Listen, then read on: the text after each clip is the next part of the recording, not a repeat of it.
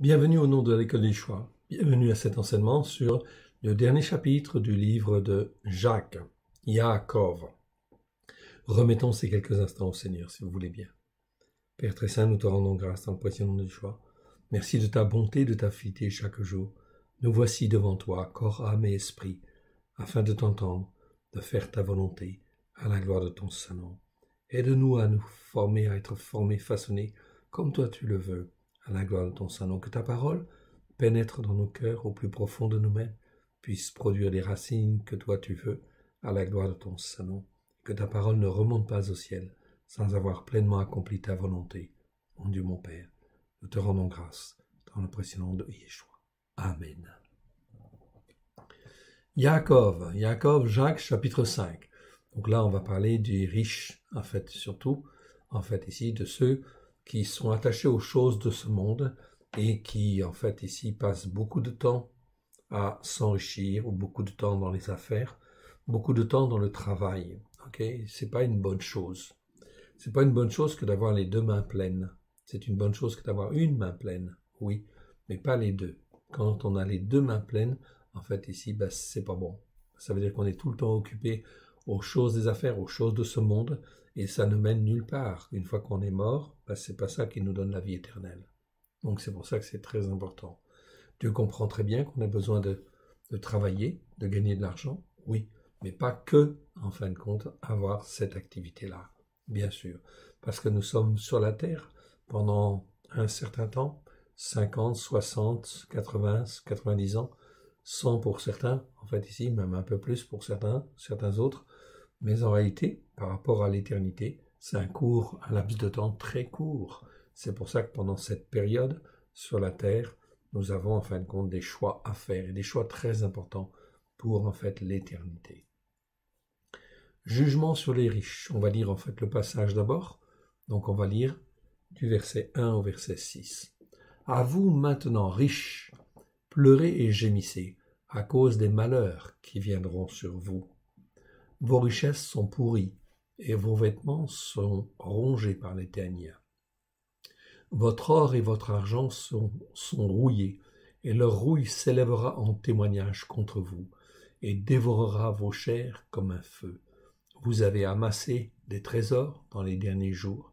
Voici le salaire des ouvriers qui ont moissonné vos champs, et dont vous les avez frustrés, crient, et les cris des moissonneurs sont parvenus jusqu'aux oreilles d'Adonai Tsevaot, l'Éternel des armées. Vous avez vécu sur la terre dans les voluptés et dans les délices, et vous avez rassasié vos cœurs comme en un jour de sacrifice. Vous avez condamné, vous avez tué le juste, qui ne vous a point résisté. C'est donc là des paroles terribles. Nous sommes là, 12 ans après la mort et la résurrection de Yeshua. Donc Yaakov, inspiré par le Saint-Esprit, est en train de parler, fait ses lettres, sa lettre, avec ses 5 chapitres.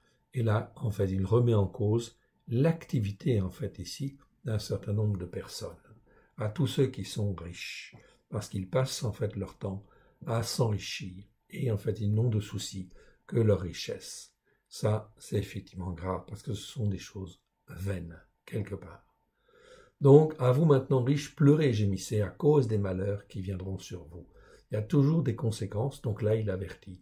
Mais c'est très actuel par rapport à ce qui se passe aujourd'hui. Covid-19, différentes en fin de compte ici, variantes, sont venues. On est bientôt à la 4e en fin de compte, en fait. Confinement, bientôt au 4e confinement. C'est tout ça, ça pose des problèmes. Les gens ne pensent qu'aux richesses, pensent à des choses en fait qui sont vaines. Dieu dit, repentez-vous, car le règne de Dieu est proche.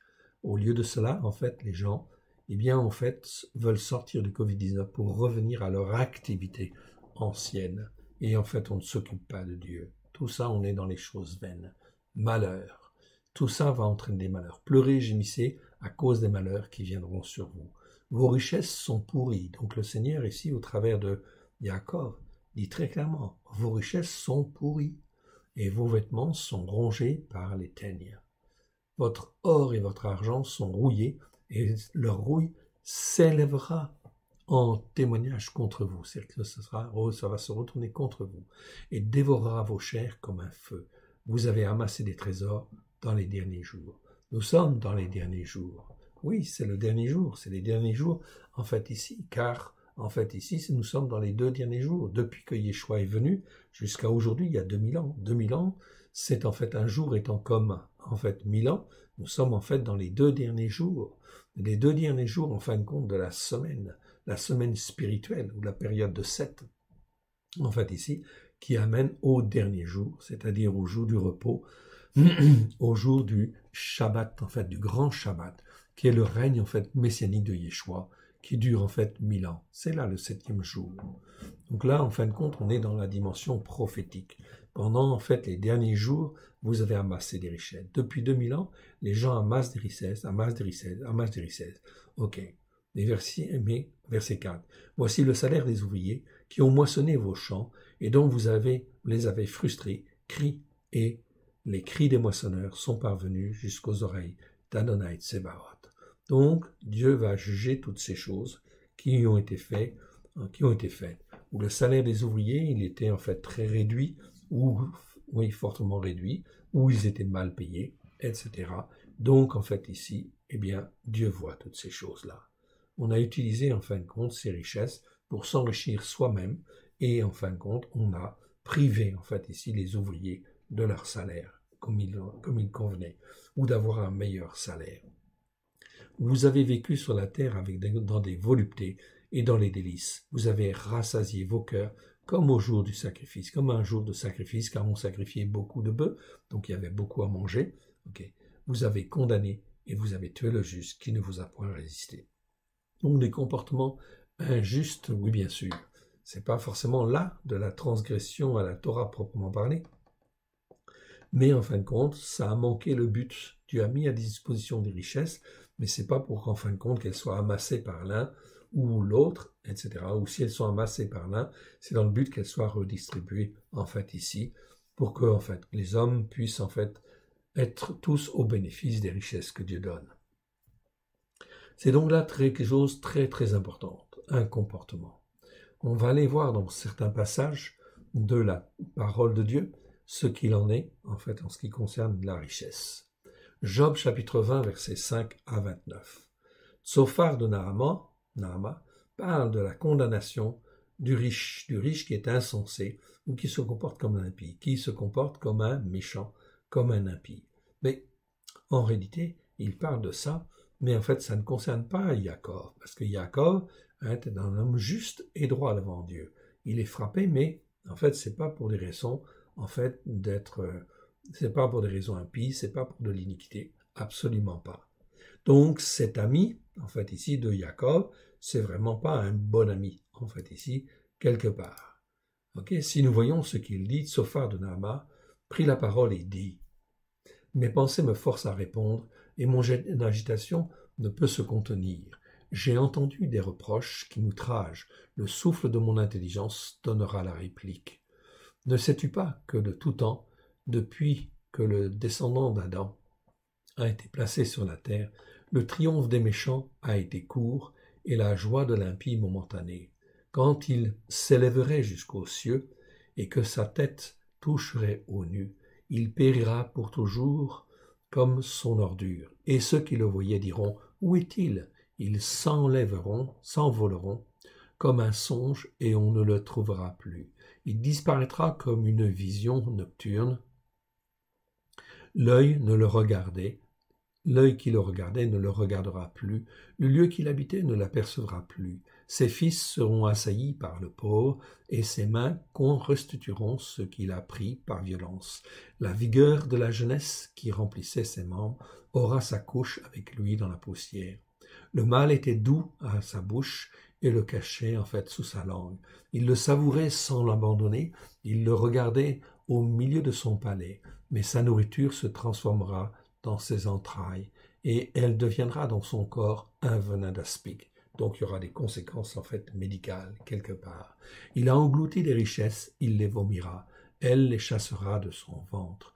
Il a sucé du venin d'aspic, la langue de la vipère le tuera. Il ne reposera plus ses regards sur les ruisseaux, sur les torrents, sur les fleuves, de miel et de lait.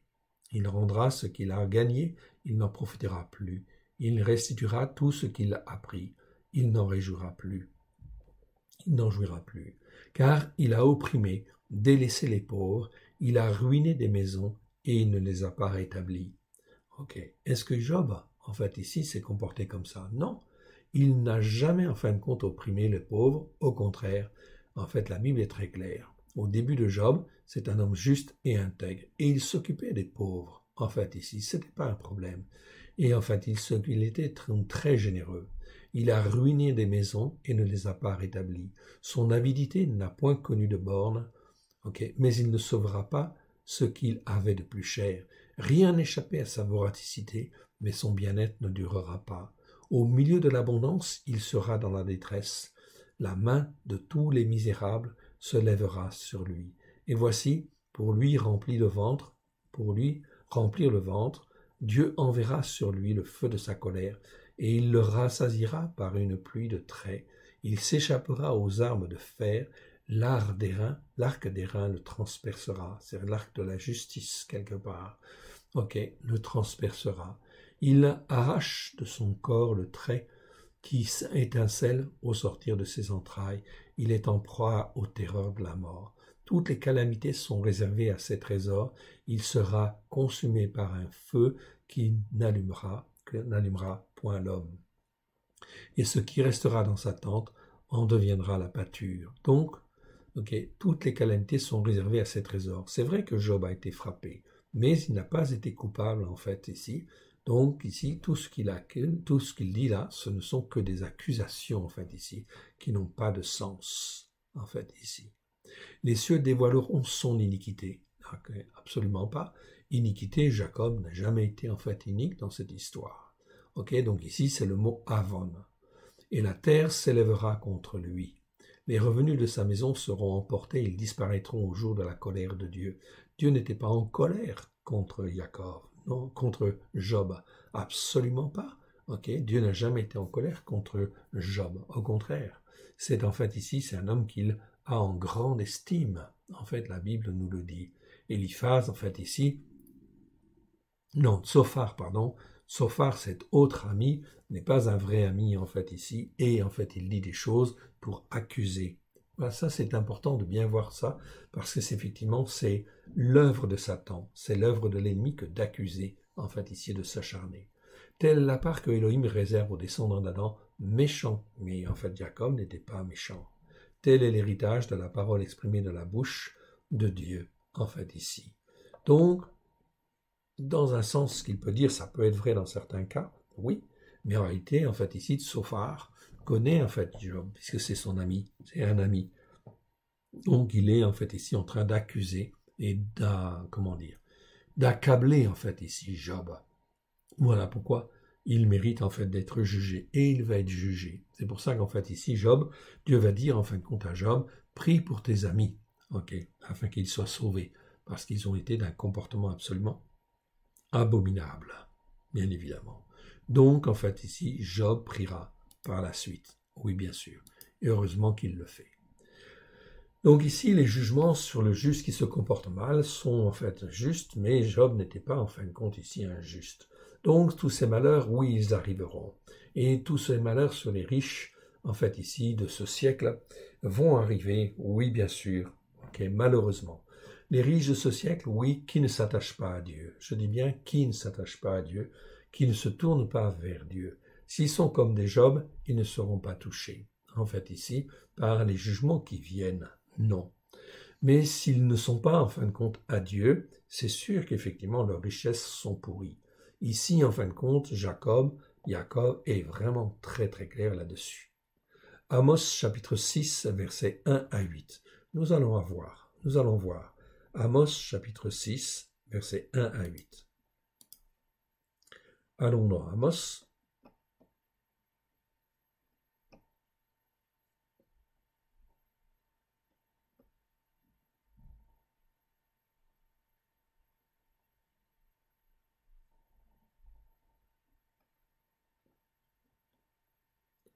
Alors, Amos chapitre 5, Donc j'ai dit chapitre 6, pardon.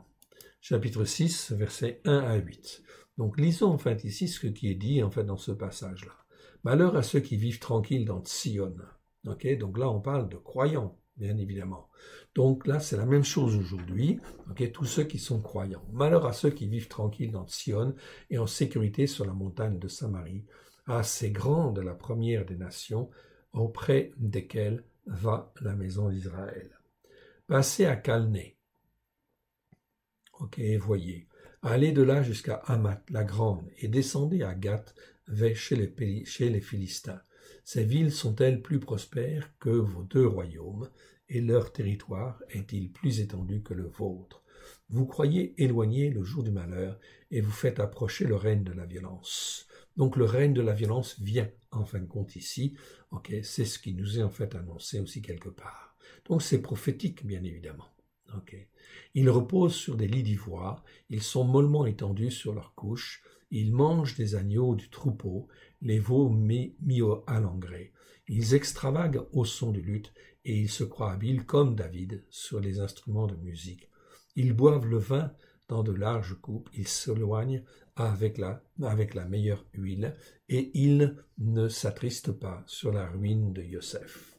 C'est pourquoi ils seront emmenés à la tête des captifs, et les cris de joie de ces voluptueux cesseront. Le Seigneur l'Éternel l'a juré par lui-même. Déclaration de l'Éternel, l'Élohim des armées. J'ai en horreur l'orgueil de Jacob, et je hais ses palais. Je livrerai la ville et tout ce qu'elle renferme. Donc c'est très important, on parle là, en fait ici, de l'insouciance de Jacob, okay, et en fin de compte de l'orgueil de Jacob. C'est donc très important. Tout ça, en fin de compte, Dieu va juger toutes ces choses-là. Aujourd'hui, donc, l'orgueil des puissants, et bien sûr, en fin de compte, ici, comment dire, l'orgueil des puissants, oui, et l'insouciance des puissants, en fait, ici, d'une manière générale. C'est exactement ce que cela veut dire, en fait, ici. Donc, Dieu va juger toutes ces choses-là. Okay? Toutes ces choses-là vont arriver. Covid-19, ce n'est pas pour rien. C'est le début, en fin de compte, ici, des choses, et cela va continuer. Cela va continuer progressivement, doucement, mais étape par étape, d'une manière certaine et véritable, dans le but, en fait, que les hommes et les femmes reviennent à l'Éternel. Amos, chapitre 5, versets 11 à 15. Donc, on va retourner, en fait, dans Amos, et là, cette fois-ci, on va aller au chapitre 5. On va aller au chapitre 5, et au verset donc 11 à 15. 11 à 15. Ainsi, aussi, parce que vous avez foulé le misérable, parce que vous avez pris de lui du blé, en présent, vous avez bâti des maisons en pierre de taille, mais vous ne les habiterez pas. Vous avez planté d'excellentes vignes, mais vous n'en boirez pas le vin, car, je le sais, vos transgressions. Ici, c'est pas vos crimes. Dans nos traductions françaises, la plupart du temps, c'est marqué nos crimes. Non, ici, c'est le mot pécha. Car je le sais, vos transgressions sont nombreuses. Ok? Nombreuses, en fait, ici. Ok? Sont nombreuses. Vos péchés se sont multipliés. Vous opprimez le juste, vous recevez le prix des rançons et vous violez à la porte le droit des pauvres. Voilà pourquoi, en des temps comme ceux-ci, le sage se tait, car ces temps sont mauvais. Oui, nous arrivons dans une période où les temps sont très mauvais. Très, très, très, très mauvais. Recherchez le bien et non le mal, afin que vous viviez, et qu'ainsi l'Éternel, l'Élohim des armées, soit avec vous comme vous le dites. Haïssez le mal et aimez le bien, faites régner à la porte le jugement juste. Et comment je peux, en fin de compte, faire un jugement juste si je ne sais pas ce que c'est qu'un jugement juste? Donc là, dans la Torah, les prophètes et les psaumes, vous avez en fin de compte plein de versets où on utilise le mot mishpat en hébreu. Et le mot mishpat, ça nous parle de jugement, jugement juste, où Dieu veut nous apprendre dans la Torah à avoir des jugements qui soient des jugements justes devant lui. Donc si en fin de compte on n'étudie pas la Torah pour en fait la mettre en pratique, c'est-à-dire en fait écouter ses jugements, voir comment en fin de compte Dieu juge, pour que nous apprenions à juger comme lui en fait il juge, eh bien effectivement, en fait si on ne fait pas cela, eh bien on est forcément dans l'injustice, dans l'iniquité. Et peut-être l'Éternel, l'Élohim des armées, aura pitié des restes de Yosef. La chose, en fait, donc ici, est donc très très claire. Allons maintenant, si vous le voulez bien, dans Malachie, chapitre 3, versets, en fait, ici, 5 et 6.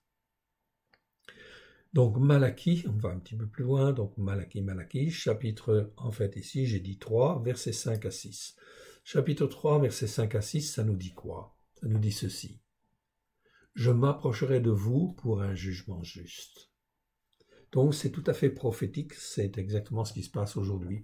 Je m'approcherai de vous pour un jugement juste, et je me hâterai de témoigner contre les enchanteurs et les adultères, contre ceux qui jurent faussement, contre ceux qui retiennent le salaire du mercenaire, qui oppriment la veuve et l'orphelin, qui font tort à l'étranger. Ne me craignent pas, dit l'Éternel des armées. Car je suis l'Éternel, je ne change pas, et vous, enfants de Jacob, vous n'avez pas été consumés. Donc ici, il y a un espoir, oui, dans toute cette détresse qui va venir. Mais Dieu est en train de s'approcher. Depuis que le Covid-19 existe, c'est une épidémie mondiale. Dès lors qu'il y a cette épidémie mondiale, cela montre de manière évidente que l'Éternel Dieu commence à se montrer sur une dimension mondiale, sur une dimension internationale, où il, se tourne vers les peuples, vers les rois, vers les présidents, mais aussi tous les responsables, notamment les responsables spirituels, oui bien sûr, parce qu'ils auraient dû enseigner. Le jugement commence par ma maison, en fait, dit l'Éternel, c'est-à-dire la maison des croyants, des responsables. Donc ça va commencer aussi par là. Donc dès lors que le Covid-19 est là, c'est déjà en fait le signe que Dieu, l'Éternel Dieu, s'approche. Et il va juger ceci, et il va juger cela. L'Éternel Dieu, verset 6, car je suis Yod Evavé, l'Éternel, celui qui s'appelle Je suis, je ne change pas. Et vous, enfants de Jacob, vous n'avez pas été consumés. Donc là, c'est une parole d'espoir. Oui, bien sûr, car nous qui sommes croyants, nous n'avons pas été consumés, effectivement, à cause de la bonté de Dieu et la miséricorde de Dieu. Donc Dieu veut réveiller d'abord son peuple. Son peuple, ses responsables, tous ceux qui sont en autorité spirituelle quelque part, mais aussi les croyants. Enfants de Jacob, vous n'avez pas été consumés. Donc ça veut dire que Dieu, en fin de compte, ici, va, en fin de compte, ici, revenir. Si on continue ici, depuis le temps de vos pères, vous vous êtes écartés de mes lois, et vous ne les avez point observées. Revenez à moi, et je reviendrai à vous, dit l'Éternel des armées. Et vous dites en quoi devons-nous revenir? Donc je n'insiste pas sur le reste, on l'avait déjà lu, je pense, en fait, ici. Donc ça, c'est très important, en fait, ici, l'Éternel Dieu s'approche et revient. Il convient d'être dans l'humilité et, en fait, de savoir ce que nous avons à faire. Malachie chapitre 4, versets 1 à 2. Chapitre 4, mais en fin de compte, nous allons aller dans le chapitre 3, et en fait ici, le chapitre 4 n'existe pas dans la, dans la numérotation juive. C'est toujours le chapitre 3, mais qui continue, avec les versets, comme vous le voyez à l'écran, 19 à 24.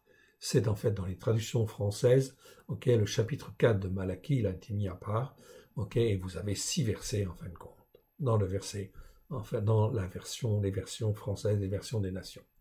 Mais nous, en fin de compte, c'est en fait ici, Malachie chapitre 3, verset 19. Car voici le jour vient, ardent comme une fournaise. Nous arrivons, c'est en fait Covid-19, pandémie mondiale, c'est déjà un avertissement. On arrive vers le jour ardent, qui arrive comme une fournaise. Tous les hautains et tous les méchants seront comme du chaume. Le jour qui vient les embrasera, dit l'Éternel des armées. Il ne leur laissera ni racines ni rameaux. Mais pour vous qui craignez mon nom, se lèvera le soleil de la justice par la foi. La guérison sera sous ses ailes, et vous sortirez et vous sauterez comme des veaux d'une étable. Et vous foulerez les méchants, car ils seront comme de la cendre sous la plante de vos pieds, au jour que je prépare, dit l'Éternel des armées. Souvenez-vous de la Torah de Moshe, mon serviteur, auquel j'ai prescrit en Horeb, pour tout Israël, des lois et des jugements justes. Vous voyez? Donc ici, souvenez-vous de la Torah de Moshe, dans lequel il y a en fait plein de lois, plein de jugements justes. Voici, je vous enverrai Élie, le prophète, avant que le jour de l'Éternel n'arrive, ce jour grand et redoutable. Il ramènera les cœurs des pères à leurs enfants et le cœur des enfants à leurs pères, de peur que je ne vienne frapper le pays d'interdit. Mon frère, ma sœur, Élie est déjà venu au travers de Jean le Baptiste, et cela fait 2000 ans. 2000 ans, en fait, ici, que la parole de Dieu, en fait, nous a été adressée, et nous a été révélée au travers de Christ Yeshua. Le prophète Élie est venu, il a annoncé, en fait, la venue de Yeshua, qui était venu pour accomplir la Torah, les prophètes et les psaumes. Ok, ça c'est extrêmement important. Aujourd'hui, le Nouveau Testament, ça devrait en fin de compte s'appeler la Torah accomplie, comme nous l'avons fait en fait ici. C'est donc extrêmement important. Ici, vous avez le Nouveau Testament messianique, c'est-à-dire en fin de compte ici, l'accomplissement de la Torah dans nos cœurs et dans nos vies. C'est donc très important. Le Seigneur dit, souvenez-vous de la Torah de Moshe, mon serviteur, auquel j'ai prescrit en nos rêves, pour tout Israël, des lois et des jugements justes. Ici, c'était pour Israël. Oui, c'était pour Israël, mais quand on dit Israël ici, c'est en fait non seulement le peuple juif, mais c'est tous ceux qui sont rachetés par Christ pour être greffés sur la racine d'Israël. Ils sont aussi l'Israël de Dieu, l'Israël spirituel de Dieu. Et en fait, à tout l'Israël spirituel de Dieu, Dieu donne en fait des lois et des jugements justes. Voilà pourquoi nous avons été obligés en fin de compte de revoir les traductions du Nouveau Testament que nous avons en français, notamment, qui en fin de compte ne traduisent pas correctement, détournent en fait la vérité et en fait ici ne permettent pas de bien comprendre que en fait nous sommes là dans le but en fait d'accomplir la volonté de Dieu. La volonté de Dieu, c'est que nous soyons ses enfants, nous soyons rachetés au travers de Christ Yeshua, mais que nous lui appartenions en fait en étant formés par ses lois et ses jugements justes. Je vous encourage donc à acquérir ce document, en fait ici, ce livre, merveilleux, à la gloire de l'Éternel. C'est une très bonne chose. Après, nous éditerons en fin de compte aussi une traduction de la Torah et une traduction des psaumes, étape par étape, mais qui soit revue et corrigée dans les choses en fait essentielles, fondamentales, afin de bien comprendre que Yeshua est venu non pas pour abolir la Torah et les prophètes, mais pour l'accomplir. C'est donc très très important, en fait ici. Donc, mais le problème n'est pas seulement les riches. Quand on dit riches, c'est aussi les puissants de ce monde. Quelque part. Donc ici, vos richesses, ce sur quoi vous vous appuyez, tout cela est pourri et vos vêtements sont rongés de teigne. Par les teignes. Tout cela, en fait, servira de témoignage. Votre or et votre argent seront rouillés. Seront rouillés, ça veut dire quoi? Ça veut dire qu'en fait, ils ne serviront à rien. Donc, ça veut dire des crises financières très importantes. Et leur rouille, en fait, s'élèvera en témoignage contre eux. Donc, il y aura bien, en fin de compte, ici, un retour de bâton extraordinaire, très, très, très important. Qui fera très mal. Voilà pourquoi je ne peux que m'attacher à l'Éternel Dieu. Exhortations diverses. Nous voyons maintenant notre passage. C'est pourquoi, frères, donc verset 7 à 12. C'est pourquoi, frères, faites preuve de longanimité. Longanimité, c'est-à-dire, c'est mieux que soyez patients. Ici, c'est en fait le mot makrotomia. Je vous le montre. Voilà. Mais ici, c'est le verbe. En fait, makrotumeo. Makrotumeo, en fait, ici, c'est un verbe qui existe 10 fois dans, en fait, ici, 9 versets. C'est faire preuve de patience. Faire preuve de patience, preuve de patience. Faire preuve de patience. Faire preuve de longanimité, ou être d'une patience, persévérante à supporter les offenses, les injures, les malheurs, les troubles, et notamment être indulgent à pardonner ce qui devrait être puni. Donc, ça c'est en fait le verbe makrotumeo. Il y a le nom makrotumia, mais ça nous l'avons vu déjà. Et ici, ça c'est le verbe en fait ici. Donc ici, il existe 10 fois dans 9 versets. c'est faire preuve d'une grande patience persévérante, en fait, ici. C'est pourquoi, ça on appelle ça la longanimité, en fait, ici, en grec, en français, c'est un vieux mot, mais qui, en fin de compte, parle beaucoup. C'est-à-dire, être longanimité, c'est être patient, mais en étant persévérant. Donc, faire preuve de longanimité et ne pas, en fin de compte, juger ou ne pas condamner ce qui devrait être condamnable. C'est pourquoi, frères, faites preuve de longanimité jusqu'à l'avènement du Seigneur. Voici le laboureur attend le précieux fruit de la terre, faisant preuve d'une longanimité, toujours en fait le même mot ici, à son égard, jusqu'à ce qu'il ait reçu les pluies de la première et de l'arrière-saison. Est-ce que l'agriculteur, en fait, ou le laboureur, en fait, ici, fait quelque chose pour faire venir la pluie, etc. Non, il fait preuve de longanimité. De la même manière, le Seigneur, en fait, ici, dans les temps qui viennent, nous demande de faire de preuve de longanimité, c'est-à-dire d'une patience, en fin de compte, extrême, de laisser faire, en fait, le Seigneur et de l'accompagner, d'être un témoin là où il le veut, comme il le veut. Vous aussi, faites preuve de longanimité. Donc là, en fait, ici, c'est encore un encouragement donc à faire la même chose, c'est-à-dire d'attendre. Attendre, en fait, le temps. Il faut faire ce qu'on a à faire. Il faut labourer, il faut semer, il faut arroser un peu, bien sûr, dans la mesure de ce qu'on peut, mais il faut attendre la pluie de la première et de l'arrière-saison. Là, on parle de la pluie du Saint-Esprit.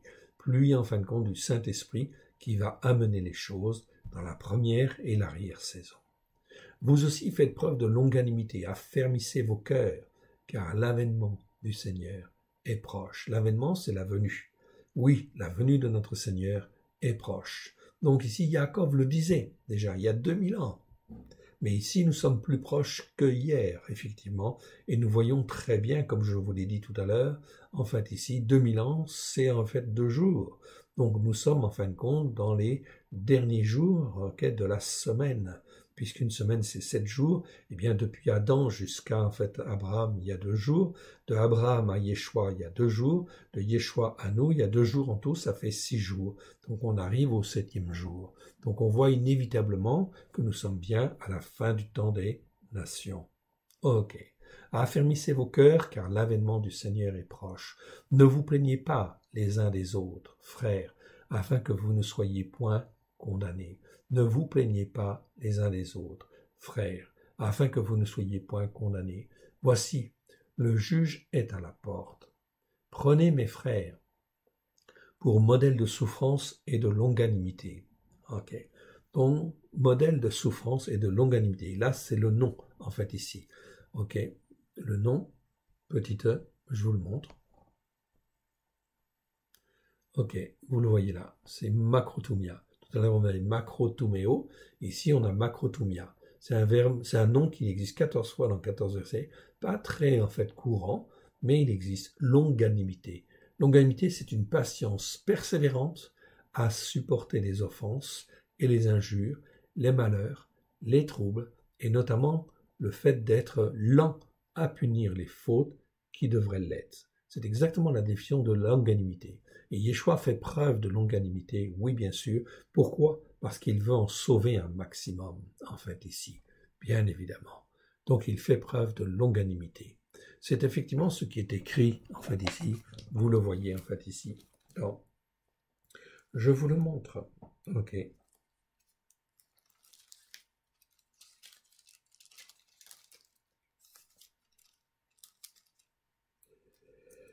Dans 1 Timothée, chapitre 1, verset 12 à 17.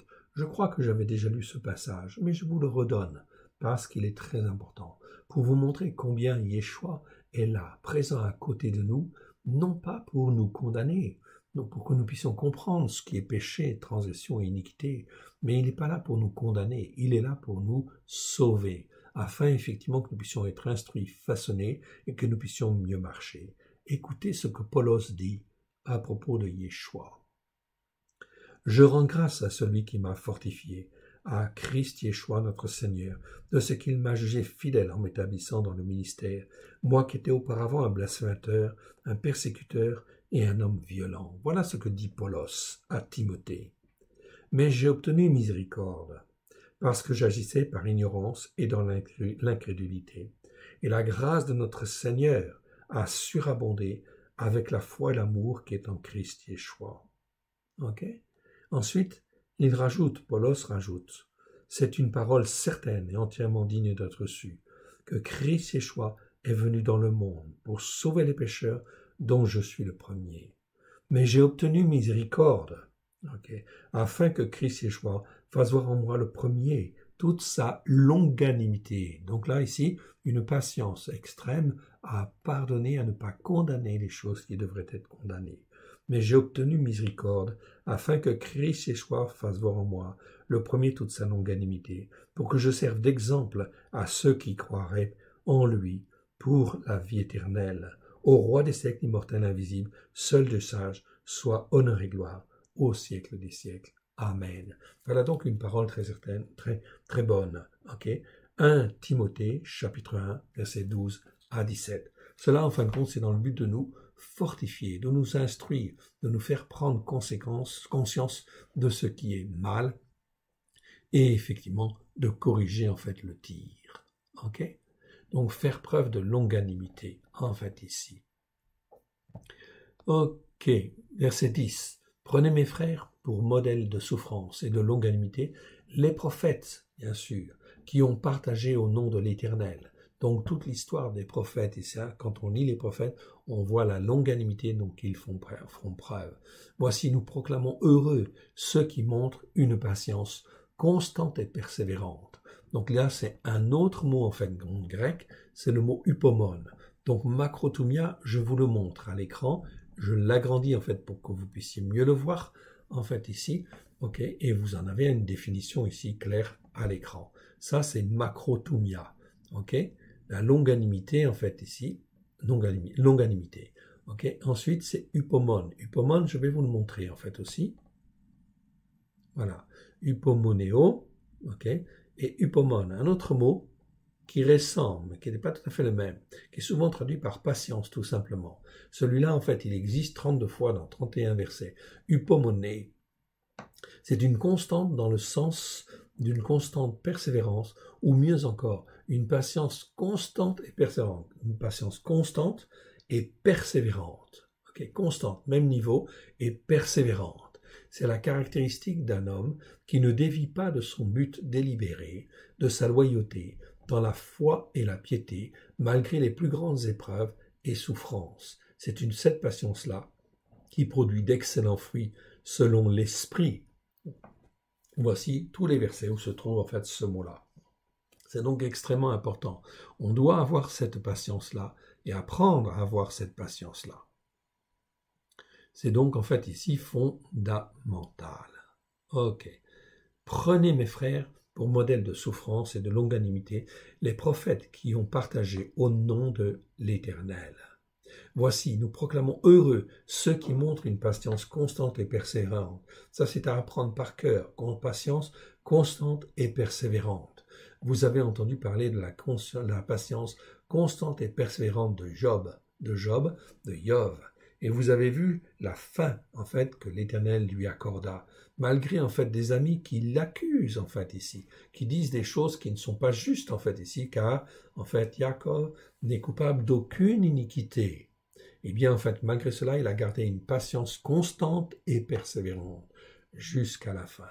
Et vous avez vu la fin que l'Éternel lui accorda, car l'Éternel est plein de quoi? Plein de miséricorde et de compassion. Avant toute chose, mes frères, ne jurez ni par le ciel, ni par la terre, ni par aucun autre serment, mais que votre oui soit oui, que votre non soit non, afin que vous ne tombiez pas dans, en fait ici, non pas sous le jugement, mais que vous ne tombiez pas dans l'hypocrisie religieuse. Ici, c'est le mot hypocrisis qui est utilisé. Donc, c'est le mot, en fait, ici, qui nous parle bien, en fin de compte, d'hypocrisie religieuse. Vous avez le mot sous les yeux, en fait, ici.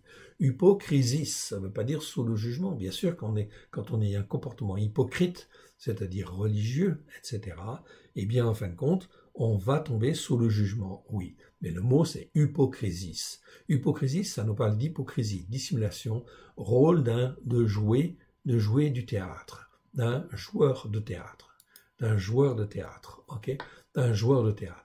Voici les 7 versets où se trouve en fait utilisé ce mot. C'est toujours traduit par, en fait ici, hypocrisie, sauf en fait ici, Jacob, où c'est traduit par sous le jugement. Il n'y a pas de raison, en fait ici, que nous ne tombions pas dans l'hypocrisie, en fait ici. C'est donc très important. Même dans 2 Pierre, en fait ici, 1 Pierre 2:1, ce mot-là est traduit par dissimulation, rejetant toute malice, rejetant donc toute malice et toute ruse, la dissimulation, l'envie et toute médisance. En fait, il ne s'agit pas de dissimulation, il s'agit d'hypocrisie, en fait, ici. Donc, l'hypocrisie, c'est en fait faire les choses pour l'apparence, en fait, ici. C'est quelque chose de grave, en fait, ici, quelque part.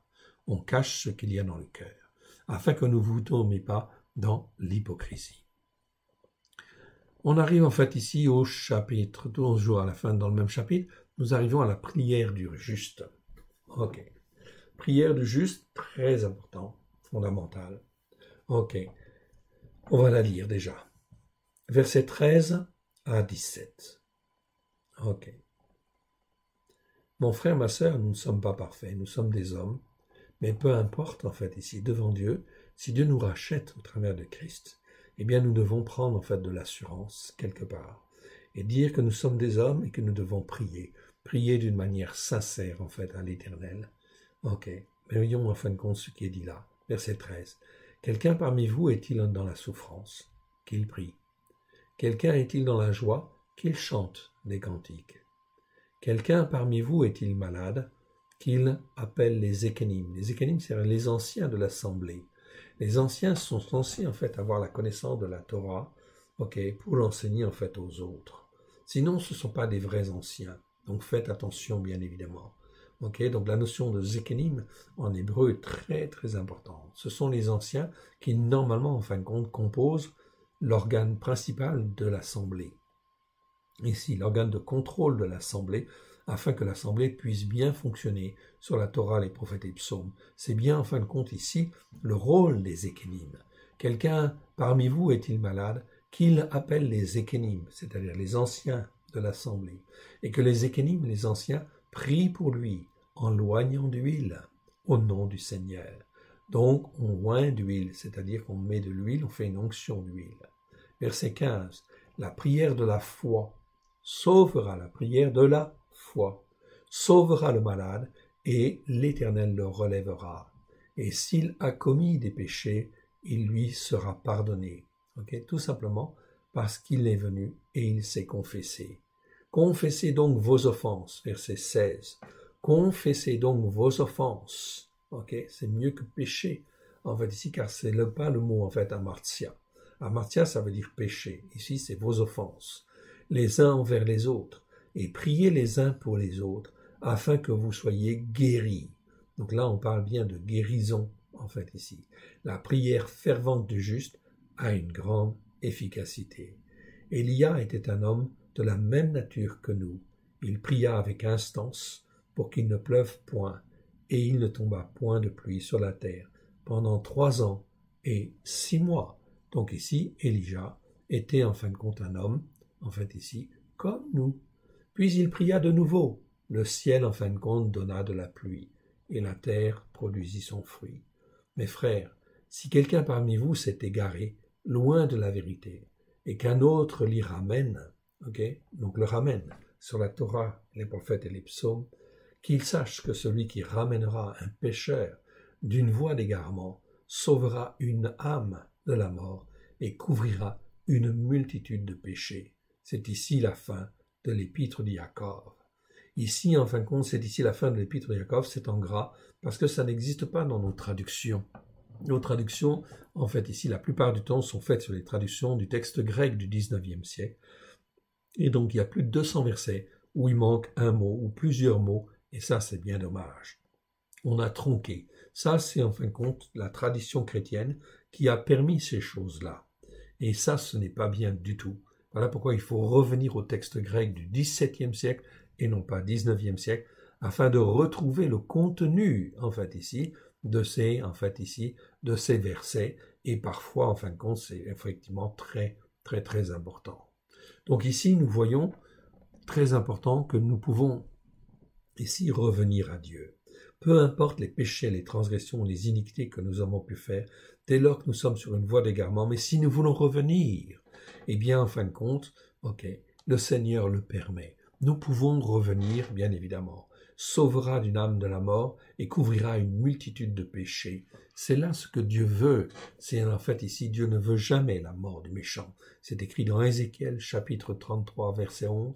Ce que Dieu veut, ce n'est pas la mort du méchant, c'est qu'il en fait ici se convertisse et revienne vers l'Éternel Dieu. Ça, c'est donc extrêmement important. Voilà donc un passage qui nous parle en fait beaucoup, qui nous parle en fin de compte de la puissance de Dieu, sa puissance de miséricorde en fait aujourd'hui au travers de Christ Yeshua. Psaume 50, verset 15.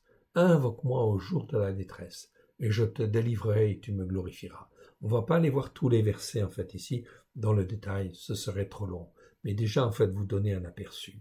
Psaume 50, verset 15, « Invoque-moi au jour de la détresse, et je te délivrerai, et tu me glorifieras. » Marc, chapitre 11, versets 24 à 26. « Priez avec foi. Croyez que ce que vous demandez, vous l'obtiendrez, si du moins vous avez pardonné, si du moins vous avez pardonné. » C'est une condition essentielle que de pardonner.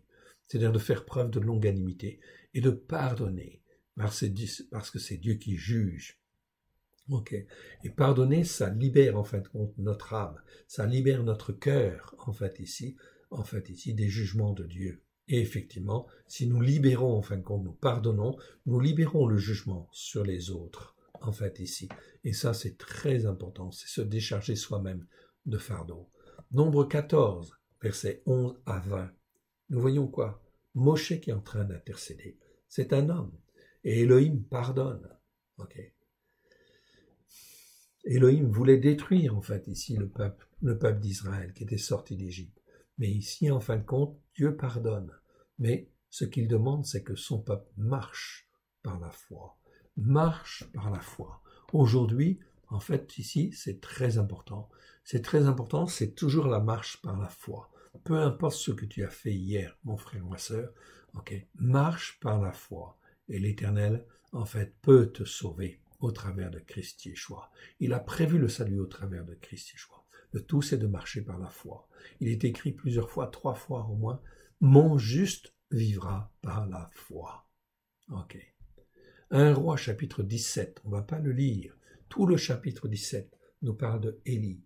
Élie qui garde la foi, qui prie pour la veuve de Sarepta et qui ressuscite le fils de la veuve. Ça, c'est tout le chapitre 17 de 1 Roi. 1 Roi 17. Le chapitre suivant, 1 Roi 18, nous voyons Élie au mont Carmel. Il est face, en fin de compte, aux prophètes de Baal et aux prophètes d'Astarté. 450 prophètes de Baal, 400 prophètes d'Astarté, en fait ici. Et des faux prophètes qui enseignent des choses fausses pour maintenir le peuple, en fait, dans la corruption spirituelle. Ils travaillent pour Jézabel, la puissance de Jézabel. Puissance de Jézabel, hier c'était une femme, oui bien sûr, elle était la femme du roi. Aujourd'hui, en fait, c'est une puissance. C'est une puissance qui existe et qui a beaucoup de prophètes et de faux prophètes qui enseignent en fait des viandes sacrifiées aux idoles, c'est-à-dire des faux enseignements aux brebis, afin de les maintenir en fait ici, de les maintenir prisonnières, en fait, des enseignements qui leur sont donnés. Dieu veut au contraire, en fait, donner la vie, quels que soient en fin de compte les péchés, les transgressions ou les iniquités. Dieu ne veut pas maintenir le pécheur dans sa condition de pécheur, non, il veut le sauver. Et il peut sauver. Il est à Elohim, le seul Dieu, unique et vrai. Élie, je vous encourage à relire le chapitre 18 de 1 Roi. Nous n'allons pas le lire, ce serait un peu trop long, en fait, ici. Daniel 12, verset 3. Il est écrit « Ceux qui auront été intelligents brilleront, et ceux qui auront enseigné la justice à la multitude brilleront comme des étoiles.